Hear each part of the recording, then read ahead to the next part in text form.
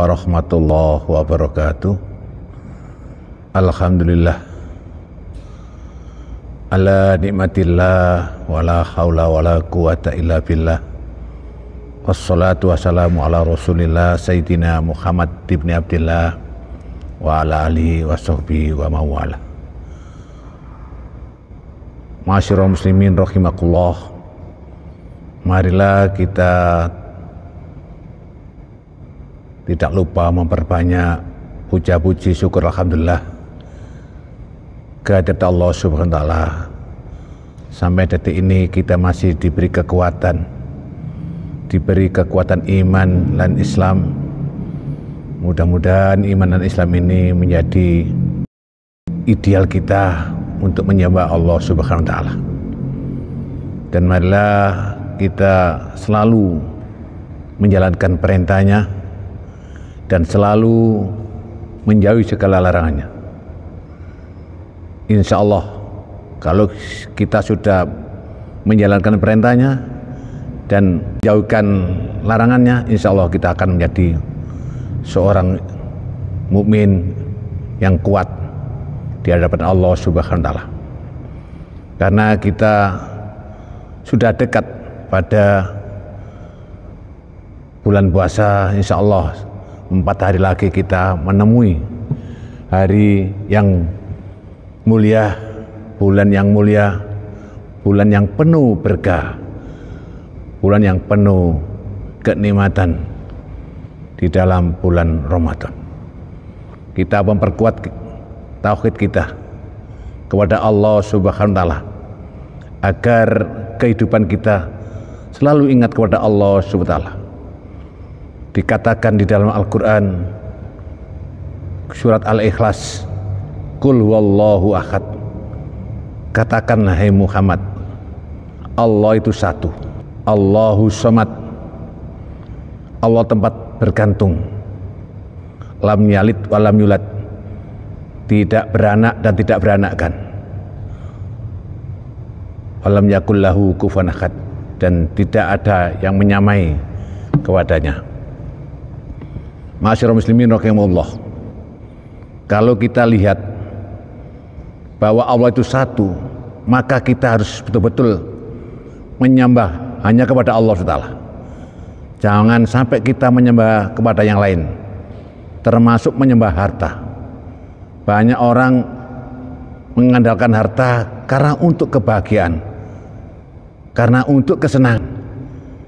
Harta didambah-dambakan, karena harta hanya titipan Allah subhanahu wa ta'ala.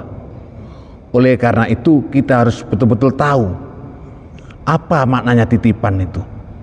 Titipan adalah amanat dari Allah subhanahu wa ta'ala. Rezeki yang kita peroleh dari Allah, kita tasarrufkan dengan jalan yang benar. Jangan sampai kita jalankan dengan cara yang judi atau cara dengan maksiat.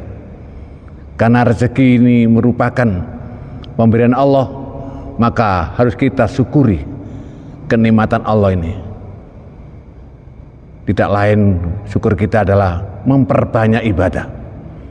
Karena ibadah merupakan satu-satunya tujuan Allah menjadikan manusia dan jin untuk ibadah kepadanya.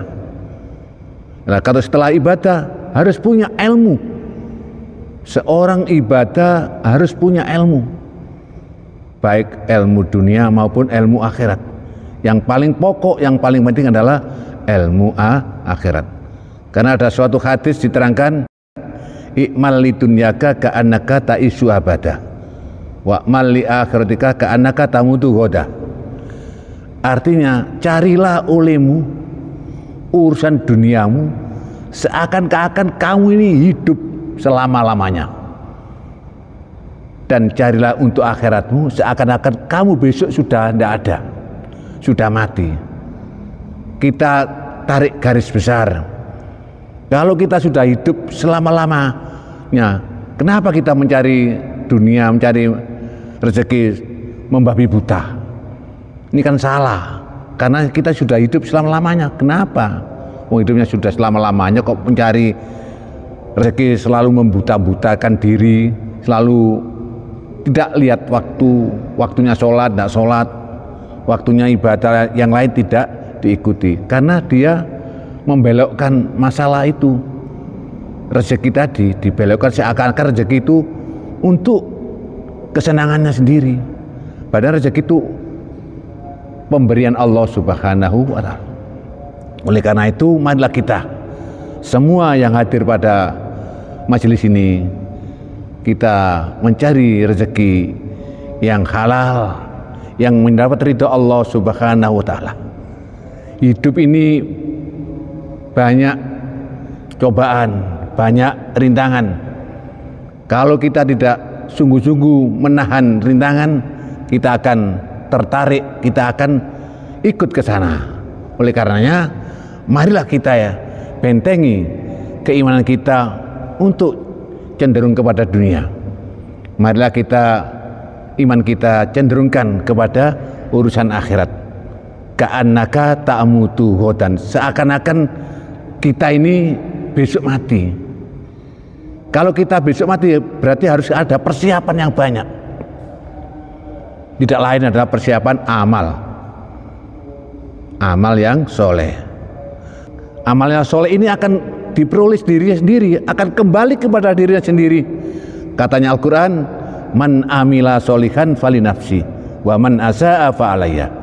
Katanya Al-Quran, barang siapa yang memperoleh kebaikan akan kembali kepada dirinya sendiri, dan barang siapa yang mencari kejelekan akan kembali juga kepadanya sendiri.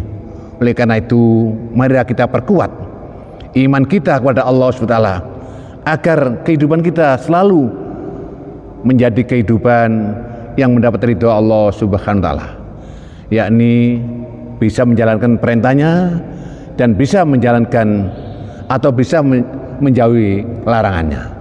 Kalau dua-duanya itu bisa kita lakukan, insya Allah perjalanan hidup kita senantiasa mendapat berkah dari Allah Subhanahu wa Ta'ala. Kebahagiaan dunia ini memang banyak. Ada bahagia dunia sampai akhirat. Seperti apa itu dunia sampai akhirat? Orang kaya yang banyak amalnya, banyak ibadahnya dan banyak amalnya, itu dunianya dapat, akhiratnya dapat. Dan ada juga yang dunia saja dapat, akhirat tidak dapat. Dunia memperoleh tapi agama dilalaikan, dikesampingkan. Lah itu hanya bahagia dunia, akhiratnya tidak bahagia.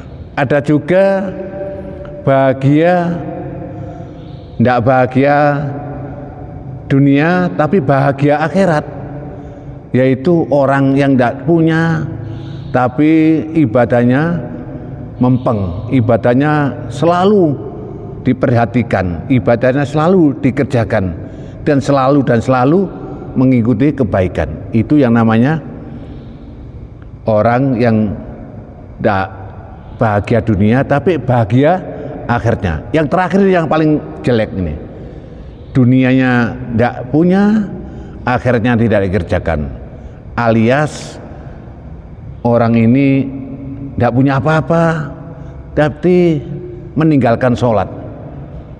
Ini yang tidak bahagia, ini yang tidak disenangi oleh Allah Subhanahu wa Ta'ala.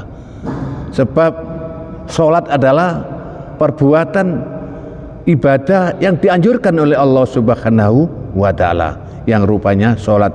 Makanya insya Allah di dalam Al-Quran ada yang cuma lupa saya ayatnya, wasta'inu bisobri, mintalah kamu urusan sabar, wassolah, dan menjalankan sholat.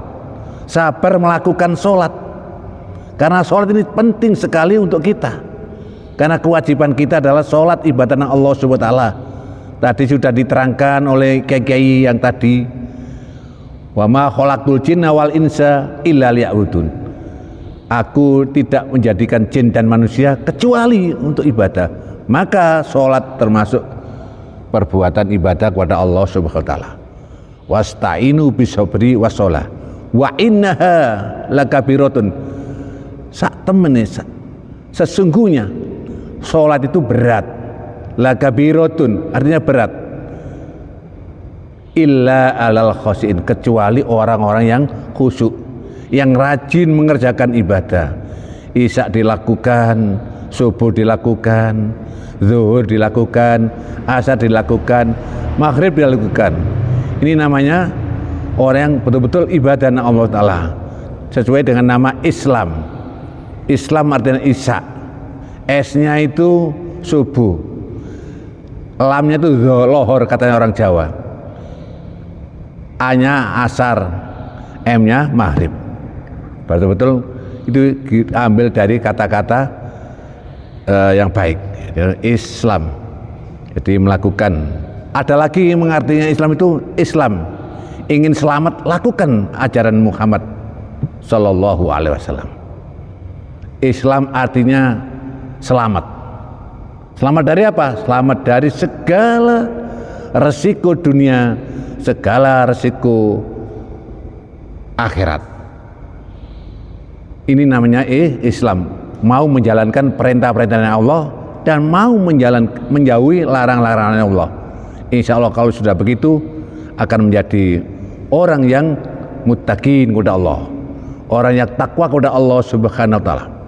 Tiada lagi orang yang takwa, pasti rezekinya akan dijamin oleh Allah Subhanahu wa Ta'ala. Wa may yattaqillaha yaj'al lahu makhraja. Barang siapa yang takwa kepada Allah akan dijadikan jalan keluarnya untuk kehidupan dunia sampai akhiratnya.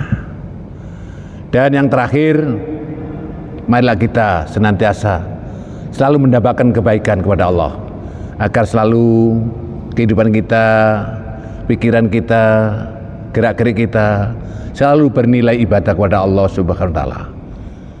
Itulah yang dapat kami sampaikan, mudah-mudahan menjadi ilmu yang manfaat. Assalamualaikum warahmatullahi wabarakatuh.